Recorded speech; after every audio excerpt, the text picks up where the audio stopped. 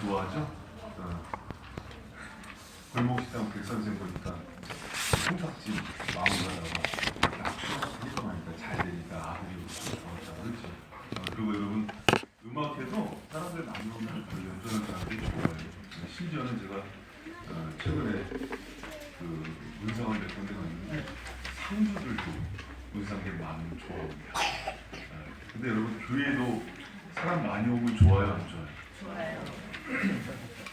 담임 목사님이 제일 좋아요.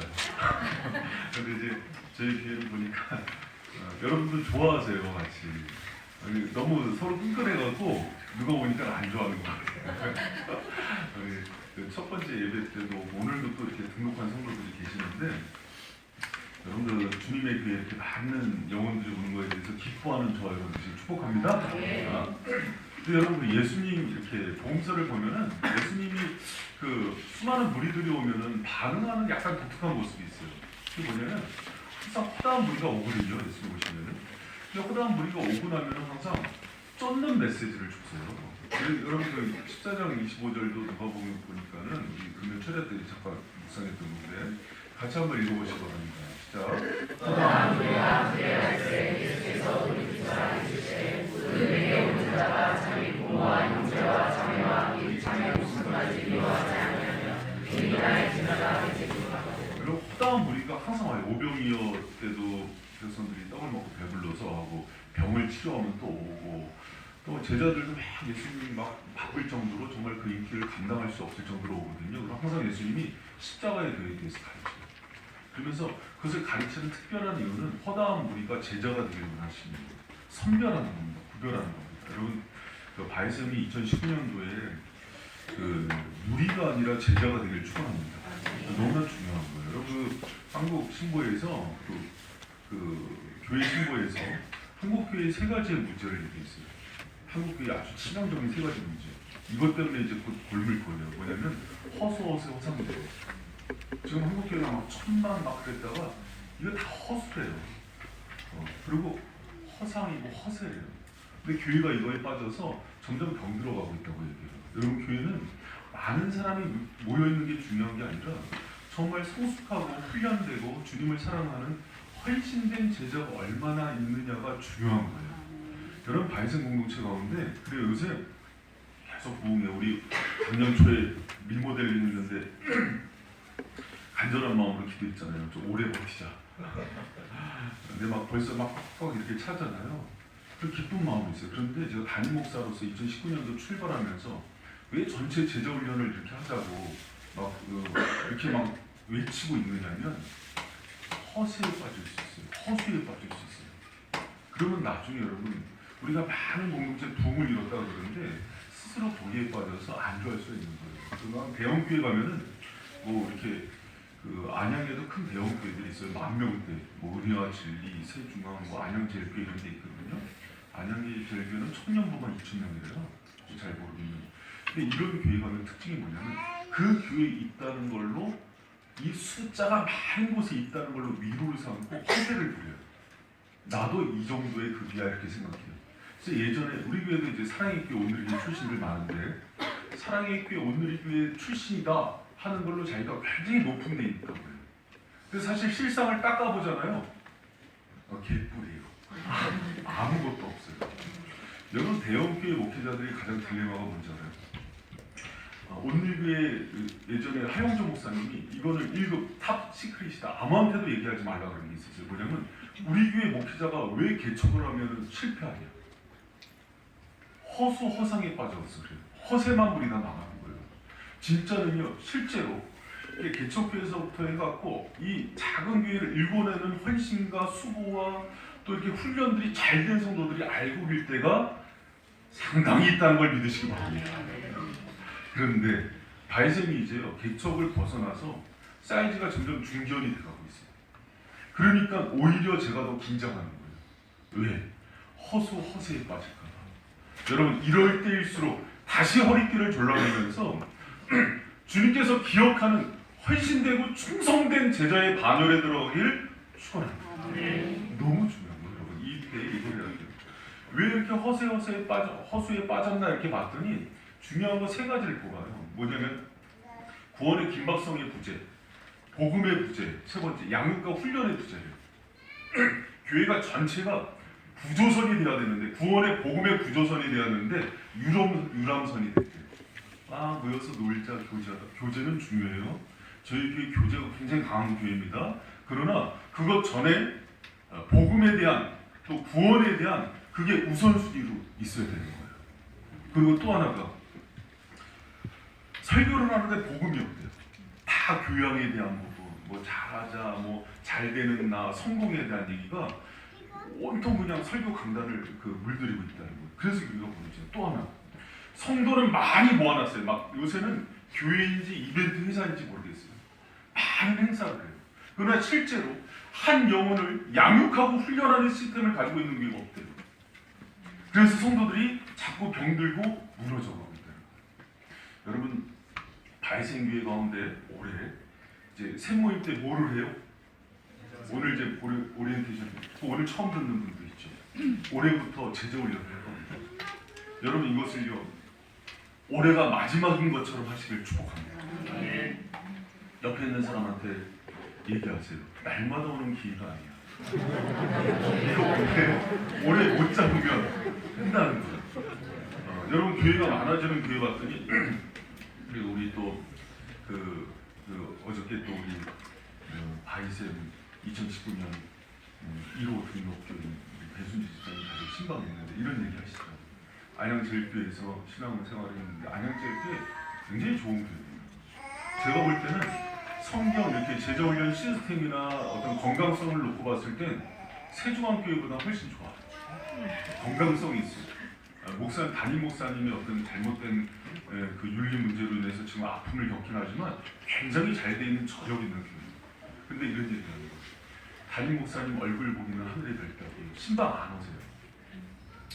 여러분, 우리 교회는 신방을 그냥 안 불러서 섭섭해 하잖아요. 부목사님들도 오는데 한 번 신방 오면 그 다음번에 신방을 오실 때는 다른 부목사님이 와요. 그 사이에 바뀌기 때문에 양이 누구인지, 양의 특성이 무엇인지, 이름이 무엇인지, 그 가정의 어려움인지 몰라요. 그러다 보니까 사무적인 관계가 되는 거예요. 그 관계 속에서는 절대 성장이 없습니다. 여러분, 바이셈 성도 여러분이요, 여러분이 지금 가지고 있는 특권을 누리시길 축원합니다. 좀 자주 불러다가 써먹으시기를 축원합니다. 그럼요, 정말 그래요. 그냥 안 불러서 그냥 안달이 담임 목사님이 없어요. 그냥 가갖고 그냥 신방 요청하면은 개인 주보를 만들어다 줘요. 맞춤식 주보. 담임 목사가 직접 선물을 구해다가 뭘 줄까 고민해요. 여러분, 근데 이렇게 목회를 해야 되는 거예요. 제가 잘난 척하는 게 아니라 원래 기본 모든 원리가 그런 겁니다. 그리고 제자훈련도 그래요. 제가 지금까지는요, 모든 성도들 한 명도 빠짐없이 제자훈련 시키려고 노력했는데 이제는 그 숫자가 넘어서는 거예요. 그래서 아주 충성된 14명의 이제 샘지기들이 여러분들을 훈련시킬 겁니다. 할렐루야? 때로는 학교 선생님이 공부를 시키는 것보다 공부 잘하는 애한테 배우는 게 훨씬 잘 배울 때가 있어요. 왜 그래요? 눈높이를 해주기 때문에. 맨날 목회자들도 어려운 용어 써가면서 하는 것보다 우리 강권사님, 한장로님, 김성호 집사님 가르치는 게 훨씬 쉬울 때가 있다니까요. 할렐루야? 그래도 가지는 개편이라 강권사님이 잘 가르치자 그랬더니 정경원 집사님이 아멘 크게 하셨습니다. 같은 생직사. 여기 실제 그런 거예요. 그래서 여러분, 교회는요, 반드시 이 허수와 허상을 극복하기 위해서는 모든 성도들이 한 사람도 빠짐없이 훈련된 제자로 양육받고 무장되길 축원합니다. 여러분, 이것만이 지금 한국교회 전체 팽배해 있는 그 문제를 극복할 수 있는 힘인 거예요. 여러분, 따라합니다. 무리가 되지 말고 제자가 되자. 여러분, 올해의 큰 화두예요. 그렇다면 여러분, 제자훈련을 왜 해야 되는지, 그 목표가, 또 내용이, 방법과 자세는 어떻게 해야 되는지 오늘 제 샘모임 때 오늘 이 설교를 가지고 오늘까지만 나눌 거거든요. 그럼 다음부터는 이제 저희 교회에 이제 4권의 제자훈련 교재가 있습니다. 그것을 통해서 이제 계속해서 훈련을 받기를 축복합니다. 그리고 샘지기 분들은 빠지는 사람들이 있으면은 주중에 만나서 또 보충해 주세요. 그 열정이 있어야 돼요. 응? 제가 그렇게 본을 보였잖아요. 빠지면은 보충해주고 그렇게 있잖아요. 그래서 한 사람도 낙오됨 없이 모두 하시기 바랍니다. 그럼 여러분 왜 제자 훈련을 이렇게 목사님이 외치실까? 제자 훈련 무용론 얘기하는 교회도 많아요. 그렇지 않아요.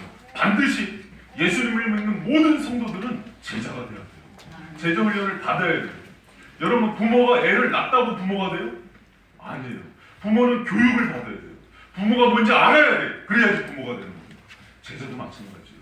헌신된 제자는 반드시 어떻게 하는 게 참된 제자인지를 보고 배우고 깨닫고 훈련받아야 제자가 된다는 걸 믿으시기 바랍니다. 그럼 여러분 제자 훈련의 목표는 무엇입니까? 1장 28절에 나옵니다. 여러분 오늘 본문은 잘 기억하시면서 제자 훈련 그 방향을 잡아내는 중요한 본문이니까 기억하시기 바랍니다. 우리 28절 한 목소리로 읽습니다. 시작.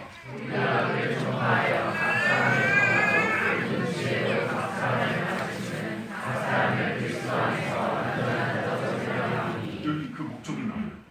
전파하고 복음을 전파하고 권하고 지혜로 각 사람을 가르침은 그 목표가 뭐예요? 노라는 것 크게 있습니다. 시작. 각 사람을 그리스도 안에서 완전한 자로서 이 에베소서는 온전한 자, 완전한 자 같이 얘기하는 표현이에요. 여러분 우리가 신앙생활을 시작할 때 칭의의 복음으로 믿는 사람이 됐어요. 근데 거기 머물면 안 되고 성화를 통해서 거듭나고 더 성숙하고 온전한 신앙에 이르기까지 나아가는 저 여러분들을 축복합니다. 그래서 그리스도의 장성한 분량까지 자라가는 거예요. 그게 제자훈련의 목표예요. 그렇게 자라서 뭐 하려고요? 주님 주신 사명과 사역을 감당하는 충성된 일꾼이 되게 하는 게 바로 목표인 거예요. 여러분들이 제자훈련을 할 때 보면은 이 두 가지 가운데 갈등하는 사람이 있어요. 뭐냐면 인격적인 성숙과 성장만 얘기하는 쪽이 있고요. 막 사역성, 땅끝까지 복음을 증거한다 이렇게 얘기하는 쪽이 있어요. 여러분 이 두 개는 양립될 수 없어요. 제대로 성숙한 사람은 아버지의 뜻이 그분이 원하시는 것이 무엇인지를 바라보면서 가장 중요한 사명을 감당하는 사람이 되는 거예요. 사명을 감당하는 사람은 성숙한 제자가 되어야 되는 거예요. 할렐루야? 네. 꼭 기억하시고 올해 우리 바이세미 표어가 뭡니까? 오늘까지만 강조할게요. 성령의 인도하심을 따라 사랑하며 선교하는 거예요. 여러분 근데요 이거는 사도행전 1장 8절을 우리가 그 모토로 해서 만들었어요. 사도행전 1장 8절을 암송합시다. 시작. 오직 성령이 너희에게 임하시면 주여 권능을 받고 예루살렘과 온 유대와 사마리아와 땅끝까지 이르러 내 증인이 되리라 하시니라. 아멘. 성령이 임하고 권능을 받으면 반드시 땅끝까지 이르러 선교적 사명을 수행해야 되는 것들이 우리 모두의 보편적 사명임을 믿습니까? 이거는요 모든 그리스도인들이 마땅히 해야 될 일이에요. 목사님 저는 교사로 부름을 받았는데요. 목사님 저는 가정주부인데요. 좀 군인인데요. 아니에요. 최종 목적지는 선교적 사명 가운데 나아가는 게 주님의 거룩한 뜻이에요. 여러분들에서 이거는 피할 수 없는 그런 모든 제자들의 사명을 기억하시길 축복합니다. 그런데 제가 이제 금요일에 잠깐 언급한 거예요. 반드시 또 하나 기억해야 되는 게 마태복음 28장 19절 20절 말씀이에요. 같이 읽습니다. 시작. 그러므로 너희는 가서 모든 족속으로 제자를 삼아 아버지와 아들과 성령의 이름으로 세례주고 내가 너희에게 모든 모든 것을 가르쳐 주시게 하라. 볼지어다 내가 세상 끝날까지 너희와 항상 함께 계시리라. 볼지어다 세상 끝날까지 주님이 항상 함께하는 그분의 임재의 축복과 동행의 축복을 느끼는 사람은 선교의 현장과 선교적 사명을 감당하는 사람임을 기억하시기 바랍니다. 왜 이렇게 내가 냉랭하지? 왜 이렇게 내가 하나님의 임재와 은혜가 없지? 자기를 위해서 살아서 그래요. 주를 위해서 살고 그분의 맡긴 사명을 감당할 때 그분의 임재와 충만한 은혜가 우리 가운데 항상 함께임을 기억하시기 바랍니다. 그런데요 사도행전은 목적 중심이에요. 사역지, 사명지, 비전을 얘기해요. 근데 마태복음은 뭘 얘기하냐면 마태복음에서 여기서 가장 중요한 게 뭘까 얘기할 때 제자 삼으라는 거예요. 선교 명령을 제자 삼으라고 얘기해요. 그래서 마치 이 두 개는 다른 것 같으나 두 개는 하나예요. 온전한 제자가 되면은 땅끝까지 복음을 증거하는 사람이 돼요.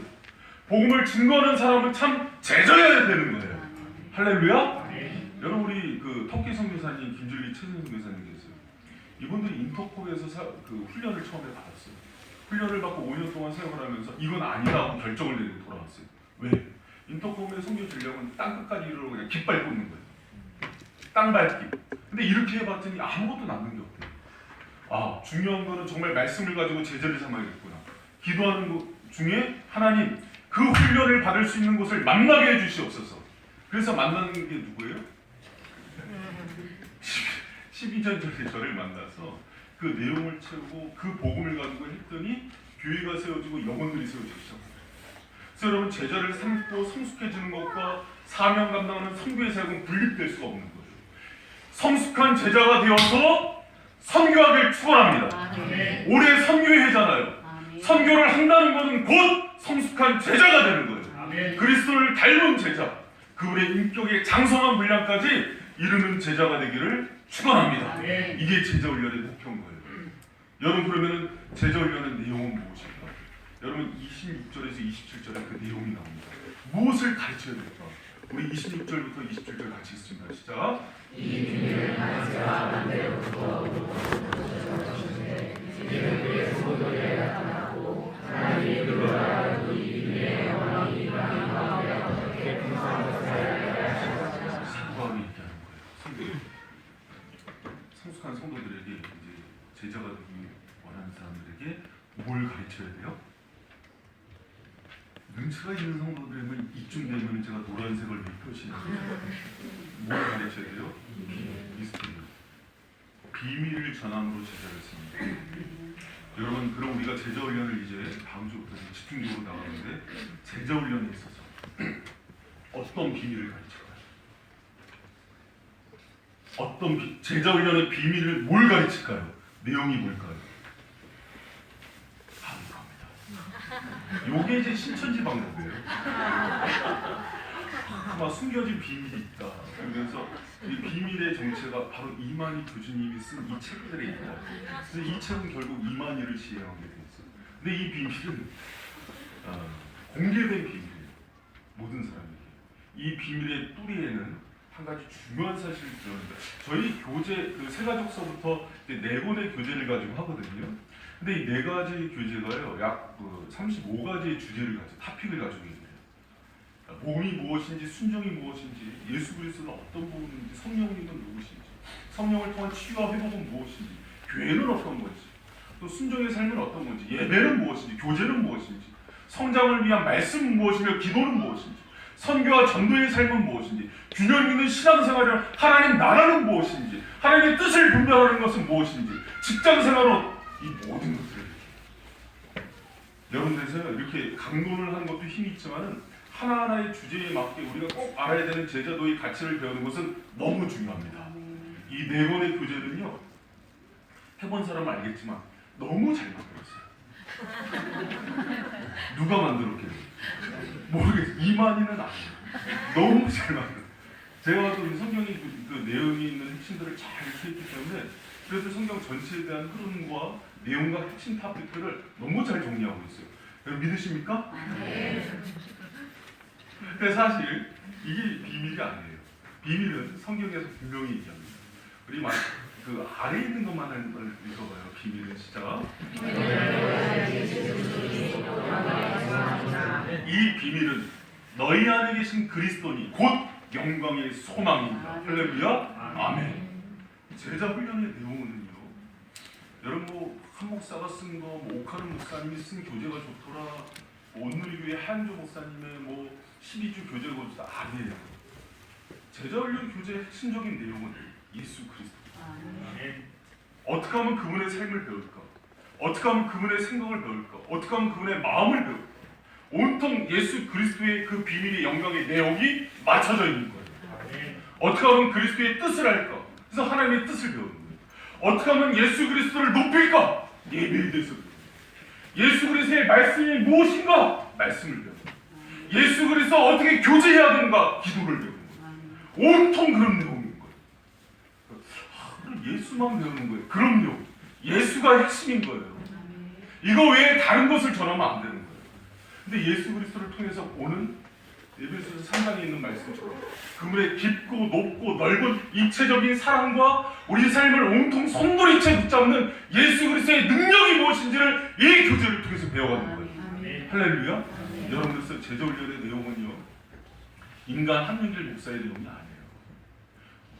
말씀을 통해서 얘기하시는 예수 그리스도의 말씀, 가르침, 진리를 잘 요약한 그런 내용입니다. 여러분 제가 그 좋아하는 고전 중에 그 찰스 셸던의 예수님이라면 어떻게 하셨을까 그런 책이 있어요. 보면은 어느 날 목사님이 이제 말씀을 준비하는데 저 이제 노숙자가 찾아서 좀 도와달라고 하는데 외면을 해요. 보니까 그 다음날 설교 주일 예배를 드리러 갔는데 죽어 있어요.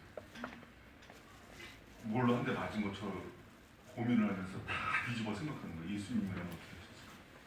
과연 그 상황에서 설교 준비하는 게 그렇게 중요했을까? 저 영혼을 살려야 되지 않았을까? 모든 목회에 있어서 정말 예수님이라는 목회를 어떻게 했을까? 호의호식하면서 좀 화려한 외제 세단 타면서 그렇게 사셨을까? 막 엄청난 이사 이상의 월급을 받으면서 그렇게 살았을까? 예수님이라는 한 영혼, 교회에 오는 그런 부족한 영혼을 어떻게 끌어안았을까? 계속 그게 화두예요. 여러분 제자훈련은 그거예요. 우리가 제자훈련을 했을 때 지식만 배우는 게 아니라 주님의 마음을 배우는 거고 주님께서 원하는 그 생각을 배우는 거고 그의 삶의 방식을 배우는 거예요. 그래서 제자훈련이 끝났을 때 지식으로 인해서 교만해 있으면 잘못 배운 거예요. 오히려 예수의 영과 그 방향으로 충만해지고 그의 삶의 방식을 배우는 저와 여러분 되시길 축원합니다. 여러분 제가 그래도 지난 10여 년 바이샘에서 같이 동역한 그 사역자 중에서 제자훈련을 참 잘했던 사람이 송정수 목사. 그 송정수 목사는 제자훈련 할 때 맨날 얘기하면 꼭 찌르면 예수. 그 서울역에서 예수 천당 불신지옥 하는 거랑은 또 달라요. 예수와 연결된 모든 것들을 얘기해요. 왜 예수님 때문에 부모님을 사랑해요? 왜 예수님 때문에 예배를 드려야 되는지 잘 얘기해요. 그래서 나갈 때 그렇게 외쳤잖아요. 예수면 충분합니다. 아멘. 여러분도 그렇습니까? 아멘. 여러분 예수로 충분해지는 삶을 사는 거예요. 아멘. 그리고 중간에 몇 년 후에 선교를 나가서 편지가 왔어요. 예수에 미치고 싶습니다. 그렇게 편지가 왔어요. 그러고 나서 내용이 목사님 예수에 더 미쳐서 살고 싶습니다. 그래서 미친 사람이 어떻게 사나 생각해보고 있습니다. 선교지에서 영혼들에게 복음을 전하고 전도하면서 왜 내가 부끄러운가 봤더니 적당히 미쳐있기 때문인 것 같습니다. 이제 예수님께 딱 미쳐서 살고 싶습니다. 이렇게 했는데 너무 감동이 됩니다. 근데 요번에 이제 들어오셨잖아요. 필리핀 교사님. 보니까 약간 나사는 빠진 거예요. 괜히 웃어요. 약간 좀 모래도 묻고 제가 부족해요 이렇게 하는데 좀 약간 미친 거.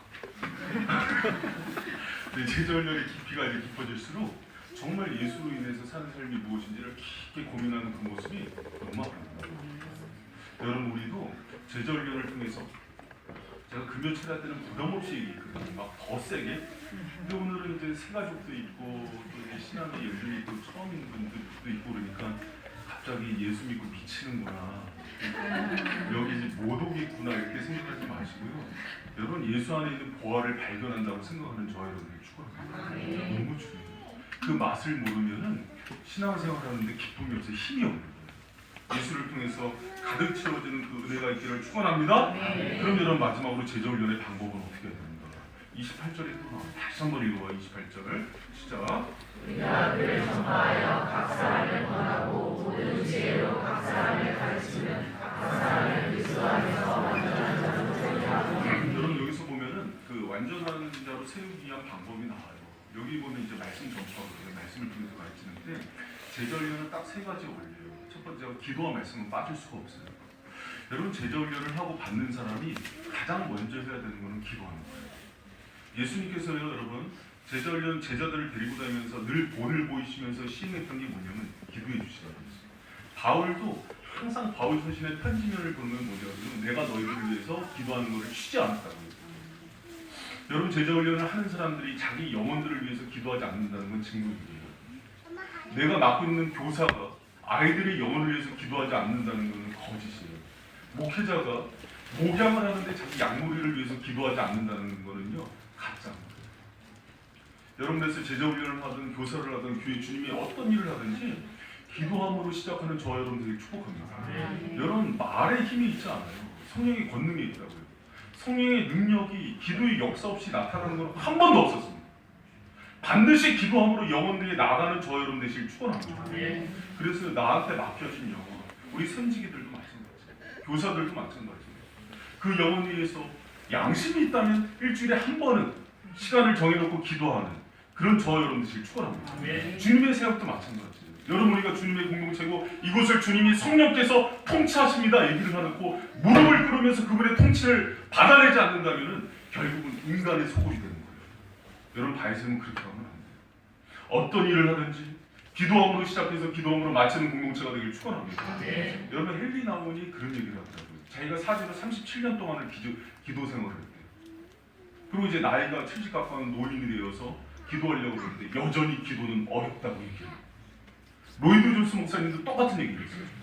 제가 기도하고 말씀에 전무하는 목회자인데 말씀보다 기도가 훨씬 어려운 자리인 것 같아요. 왜 그러냐면 우리의 죄성은요 거룩한 하나님께 나아가는 것을 반대해요. 여러분 그거를 극복하면서 선하고 거룩한 부담감을 가지고 나 때문이 아니라 나를 위해서도 마찬가지로 기도해주지만 맡겨진 영혼과 교회와 선교지를 위해서 끊임없이 기도하는 저 여러분들이 축원합니다. 여러분 선교의 제자훈련이요 사활은 기도에 있어요. 기도에 있어요. 왜 선교회에 제자훈련을 하면서 담임 목사가 그렇게 철야를 딱 붙들고 나오는지 생각해 보세요. 이번에는 그 전략관이 통하지 않는다는 걸 알기 때문이에요. 여러분 지난주 또 계속해서 생지기로 부서장으로 교사로 임명된 사랑하는 교우 여러분 기도의 자리에 오시기 바랍니다. 내가 다른 2020년도에 얘기 안 할게요. 2019년도 올해만큼 기도의 자리에 제발 오시길 축원합니다. 그러지 않고서는 하나님이 안 해요. 그런데 기도는요 너무 어려워요. 그러나 기도는 생명수죠.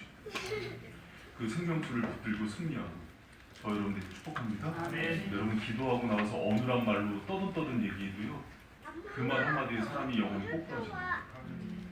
근데 아무리 유창한 말하고 논리적인 지식적인 말 구글 네이버 다 서칭해갖고 척척척 얘기해도요 울리는 깽가리뿐이야. 할렐루야. 그냥 제가 알아요. 철야 때나 새벽 때 못 오는 상황이 있는 분들도 알아요. 그분들 보고 삶의 자리에서 기도한다는 것도 알아요. 그러나 이렇게 얘기하는 이유는 그 부담 받으셔요. 그래야지 올 한 해 우리가요 괜히 선교 제자훈련 표로만 해놨다가 사단한테 조롱만 받는 해가 될 수 있어요. 그러지 말고 주님께 완전히 맡기고 무릎 꿇어 승리하는 한 해 되기를 축원합니다. 여러분 옆에 있는 사람 쳐다보고 손잡고 한번 얘기합시다. 제발 기도합시다. 그냥 막 구호처럼 그렇게 하는 게 아니라 올해만큼은 만만치 않은 공격이 들어옵니다. 피부로 느끼고 있어요. 만만치 않은 공격이 들어와요. 여러분 교회가요 선교 또 제자훈련 외칠 때마다요 쉽지 않은 만만치 않은 시험들이 있어요. 어떻게 해야 돼요? 그런데 이걸 이겨내면 하나님의 놀라운 은혜들을 경험해요. 신년 벽두처럼 들려오는 소식이 만만치 않습니다. 여러분 기도함으로 우리 두 개 다 하잖아요. 지금 제자훈련 하면서 선교하는 거. 마지막까지 여러분 기도의 싸움에서 승리하는 저 여러분들이 축복합니다. 여러분 그리고 제자훈련반 첫 번째 방법이 지속적인 기도라면 두 번째는요 오늘 본문에서 읽은 것처럼 하나님의 말씀을 가르치고 권면하면서 경책하는 거예요. 그래서 반드시 제자훈련에서 중요한 건 텍스트예요. 여러분 이건 오랫동안 그 사람을 교육하는 일반 교육론에서도 싸웠던 주제예요. 매뉴얼이 중요하냐 사람, 교사가 중요하냐 둘 다 있어요. 근데 기독교는요 이 복음, 텍스트, 말씀을 가지고 제자훈련하는 거예요. 다른 것 갖고 하는 거 아니에요. 여러분 이 얘기에 있어서는요 잘 들어보세요. 지금 바이샘 교회는 굉장히 이 부분에 있어서는 개혁주의 노선을 지향하는 거예요. 지향. 그런데 최근에 젊은 목회자들이나 또 이렇게 진보 진영에 있는 목사님들이 하는 화두가 하나가 있어요. 뭐냐면 맨날 말로만 하냐 니네는. 말로 하지 말고 삶으로 보여라. 여러분 설득력 있어요 없어요? 있다고 해도 괜찮습니다. 설득력 있어요 없어요? 있어요. 좀 그렇게 떠들고 설교하고 목사님 이런 시간에 가서 구제하고 팽목항 가서 세월호 돕고 어려운 노숙자들 살리고 이래 주십시오. 맞는 얘기예요. 그러나 이게 이렇게 가면 안 돼요. 말하는 거를 하지 말고 삶으로 메시지를 대신해 주십시오 하면 틀린 거예요. 이 삶을 위해서 메시지를 더 강화시켜 주십시오 얘기를 해야 되는 거예요. 할렐루야. 이 문제는 독일 교회가 무너지기 직전에 독일 교회 전체에 있었던 문제였어요. 성도들이 의식이 높아지니까 우리나라랑 똑같은 얘기를 했어요. 맨날 교회 가면 설교만 하고 뭐 삶은 살지 않고, 그러니까는 실제로 그러거든요. 똑같아요. 교회가 부패하고 타락하는 거예요. 그러니까는 회개와 자성의 움직이기까지는 좋았는데 설교하고 말씀을 전하고 말씀으로 가르치는 걸 내리기 시작했다고요. 실제로 제 동기 목사님들 중에도 사회복지센터 차리고 아니면 디자인 센터 차려갖고 거기서 번 돈으로 구제하는 걸 명예롭게 생각해요. 너희와 다르다 이렇게 얘기한다니까요. 성도들이 박수를 치고 열광을 하는 거예요. 목사가 돈을 번다. 할렐루야. 여러분 저도 그럴까요? 내일부터? 여러분 저는 믿어요. 이 말씀이 우리를 살리는 거예요. 이 말씀이 우리를 변화시킨다고. 악한 사람이 결박하는 힘이 진리의 말씀에 있다고요. 할렐루야. 여러분 양보해서는 안 돼요. 오히려 목사님 말씀하신 대로 살아주십시오 하는 건 맞아요. 말씀을 멈추고 사세요 하는 거는요 사랑의 장난이에요. 그러면서 독일 교회가 무너지기 시작했어요. 여러분 박영환 교수라는 사람이 있어요. 서울시인데 이 사람이 이런 얘기를 합니다. 말씀 선포는 기독교의 존재 가치다. 오직 믿음, 오직 성경, 오직 예수라는 기독교의 대전제를 견지해야 기독교의 사회봉사가 의미가 있어진다. 근데 많은 교회들이요 사회복지센터들을 막 정해놔요. 그리고 굉장히 아름답게 미화시켜요. 근데 빵 없는 빵집이 돼요. 주님은 전도에 미련한 것으로 그분의 복음의 진리가 가감없이 선포되는 것을 통해서 영혼들을 살리는 그 미련한 방식을 선택하셨다는 걸 기억하시기 바랍니다. 여러분 막 요새 다 똑똑하잖아요. 다 대학 나오고 유학 갔다 오고 그랬지만 그걸로 살립니다.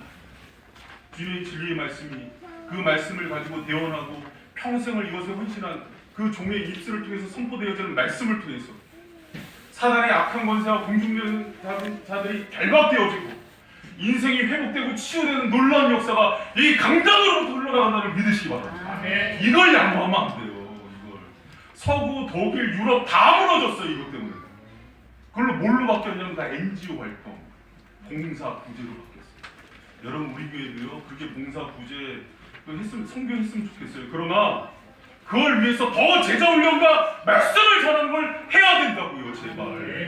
할렐루야. 그래서 올해도 또 수요 강로는 맺혀질 거고 또 말씀 성경 공로는 강화될 거고. 할렐루야.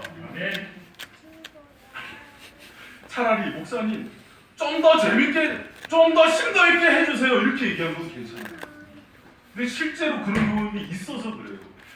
굳이 설교를 이렇게 들어야 되느냐. 지금 애들 소리 질러서 울지 않느냐 지금 이만실에서. 왜 오늘따라 또 난리를 이렇게 치시냐 목사님. 그래도 이 말씀 제자훈련은 이걸 양보해서는 안 돼요. 저를 살리고 저의 죄를 끌어냈고 내 인생에 방향을 주고 소망을 줬던 이 말씀이 여러분 가슴 가운데도 동일하게 은혜가 있기를 축원합니다. 뭔가 경험했으니까 이렇게 외치는 거 아닐 거예요. 너무 제 이 말씀 너무 사랑해요. 아주 그냥 읽어서 너덜너덜해져서 가죽 이거 10만 원짜리로 된 거예요 이거. 성경은 2만 원짜리인데. 전 이게 너무 좋아. 뭐 소크라테스, 아리스토텔레스, 플라톤. 여러분 플라톤, 아리스토텔레스 너무 그렇게 좋아하지 마세요. 인문학의 꼭지점은 플라톤, 아리스토텔레스입니다. 칸트가 그랬어요. 나머지는 다 각주예요. 칸트는 이 둘을 정리했을 뿐이에요. 근데 여러분 플라톤, 아리스토텔레스가 뭐라고 했는지 알아요? 부모는 연약한 자녀를 죽일 수 있는 권리가 있다. 선택해서 키울 수 있는 권리가 있다는 거예요. 그런 사상에 물든 게 인문학이라는 걸 모르는 거예요, 여러분. 인권과 진정한 존중은 인문학에서 안 나와요. 성경에서 나오는 거예요. 할렐루야. 성경의 가치를 가지고 참된 인간이 되시길 축원합니다. 할렐루야. 여러분 그리고 마지막으로 중요한 거는 신앙의 본이에요. 이 세 번째가 너무 중요합니다. 제가 그랬죠. 교육의 화두는 항상 매뉴얼과 사람이라고. 두 가지는 같이 가야 되는 거예요. 예를 불교에서도 얘기하더라고요. 그 기호 언어, 그 구두 문자로 사람이 바뀌는 게 아니라 수행 언어. 공연을 하고 막 열심히 수행을 하고 인물을 바뀐대요. 항상 우선순위 말씀 전파되니까요. 그러고 나서 신앙의 본을 보는 거예요. 여러분 고린도전서 11장 1절에 바울이 아주 유명한 얘기예요. 여러분 이걸 한번 읽어보세요. 시작. 내가 그리스도를 본받은 자와 같이 영원히 나를 본받는 자와 같으라. 여기 이거 올해 청년부 주제 선거예요. 청년부 다 외우셔야 돼요. 바울이 뭐라 그래요? 나는 누구를 본받는다 그래요? 그리스도. 너희는 누굴 본받으라 그래요? 나를. 그럼 그 누구를 본받는 거예요? 그러면 한 방이가 되라니. 내 얘기하는 게 아니라 얘가 그리스도의 그 본 모습을 그대로 보여줄 테니까 그걸 따라서 그리스도를 본받으라는 얘기예요. 그럼 고린도 교회 성도들은 누구에게 자기가 가르치는 사람에게 똑같은 얘기를 해야 되는 거예요. 나를 또 본받으라. 여러분 자신 있게 나를 본받으라고 얘기하는 저 여러분들에게 축원합니다. 가끔 선직이나 교사들 세워놓으면 이런 얘기예요. 아 내가 본보기가 안 된다니까요 목사님. 근데 왜 나를 세웠어요? 그래서 세운 거예요. 영원히 있을 때 책임감 때문에 내가 바뀌는 거예요. 그 자리가 복된 자리인 걸 믿으시기 바랍니다. 여러분 제가요 예전에 박영선 목사님 했던 얘기가 막 가슴에 남아요.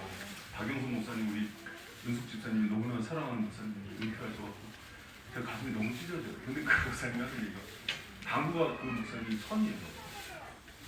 장구 천이면서 욕을 안 하시는 거예요. 테니스도 선수법으로 있어요. 그리고 온갖 잡기에 능해서요. 장기기면은 다 맨날 돈 따먹고 그런 분이에요. 이분은 설교 준비를 침대 위에서 합니다. 뒹굴뒹굴 돌아다니고 영감이 떠오르고 그걸 막 적어갖고 오시는데 너무 그분 설교는 참 임팩트가 굉장해요. 근데 그분이 했던 얘기가 있어요. 뭐냐면 자기가 아무리 생각해도 자기 목회자가 아니야. 근데 하나님이 세우신 이유는 내가 영혼들 때문에 날 낳고 있다는 거야. 그래서 나 같은 놈을 여기다 붙들어서 양심이 있으니까 자기가 그래도 말씀 보고 기도한다는 거예요. 저도 그렇습니다. 아, 그랬구나. 여러분 모든 사람이 이렇게 연약한 거예요. 그래서 여러분 엄마들은요 제가 보니까 혼자 있을 때 밥 안 해 드세요. 엄마들 그렇죠? 저희 김효정 원장님도 밥 엄청 잘하시잖아요. 가인쌤의 대장금이잖아요. 혼자 있을 때 안 드세요. 누가 있어야 드세요? 그럼요. 예담이 있고 시 오면은 그때 막 요리를 하세요. 자기 때문에 먹는 게 아니에요. 여러분 어느 정도 되잖아요. 영의 양식은요 나 때문에 먹지 않기 때문에. 내가 줄 사람들 때문에 말씀에 전무하고 사랑의 방식이에요. 주님을 본받고 그 본받음으로 내 밑으로 내려주는 그 은혜, 그 선순환이 우리 교회 가운데 있기를 축원합니다. 여러분 그런 거예요. 그래서 우리 교회마다 그런 샘지기들, 리더들, 교사들을 바라보면서 밑에 있는 아이들이 자라는 거예요. 옛날에 김영삼 정부 때 80%가 교회 장로 집사, 안수 집사가요 다 국회의원이고 장관직이었어요. 신앙으로 바꿔보겠다고 그렇게 했거든요. 부정부패 비리가 더 많았죠. 왜 그런가 거꾸로 추적해봤더니 교회에서 그걸 보고 왔대요. 목사님이 공부 횡령하는 거? 목사님이 막 그 권력으로 막 성도들 쳐내는 걸 보고 왔대요. 그게 이제 그래서 교회 자성의 소리가 있었죠. 여러분 다 세상은 그래 그러지 말고 우리 여기서부터 올해부터 또 제자훈련의 그 자리부터 새롭게 시작되는 역사가 있기를 축원합니다. 그리고 제발 교회가 그래 목사님이 그래 저희 그래 그러지 마세요. 주님이 부르세요. 너는 네가 본보기가 될 수 없겠니? 거기서부터 시작하면 안 되겠니? 그 한 사람이 제가 아는 우일제일교회 권사님 한 분은요 자기가 제자훈련하는 한 제자들이 7명이었는데 7명 중에 5명이 목사가 됐어요. 한 사람이 선교사고 한 사람이 의사가 됐는데 지금도 보여요. 그 권사님을 하나가 이뤄낸 거예요. 여러분이 지금 하는 작은 영혼들 유초등부 교사들도 잘 들어요. 그냥 끌어안고 울어줬던 그 영혼이 그 기도 한 방에 변화될 줄 믿습니다. 본보기가 되어주시길 축원합니다. 여러분 저도 몸부림치고 생지기가 교사가 그렇게 몸부림치면서 여러분 지금 한국교회는 다시 씨를 뿌려야 될 때예요. 그러면서 그 종자가 하나하나 자라서 다시 울창한 그리스도의 푸른 계절이 올 수 있도록 힘을 모아주시길 축원합니다. 할렐루야. 여러분 그럼요. 괜히 세상 보면서 절망하는 건 주님의 방식이 아니에요. 물으시는 거예요. 네가 미라를 너로부터 시작해. 이 비전의 말씀을 받고 여러분이 충성된 제자가 되고 다시 선교사가 되고 파송하는 선교사가 되고, 그리고 내가 맡은 그 한 영을 위해서 몸부림치면서 붙들고 기도하는 저와 여러분 되시길 축원합니다. 아멘. 여러분 같이 찬양합시다. 예수가 함께. 여러분 진짜로 내가 바라는 분 한 분, 내 삶의 소망, 그분을 담고 그분의 성품과 인격과 능력으로 올 한해 승리하시길 축원합니다.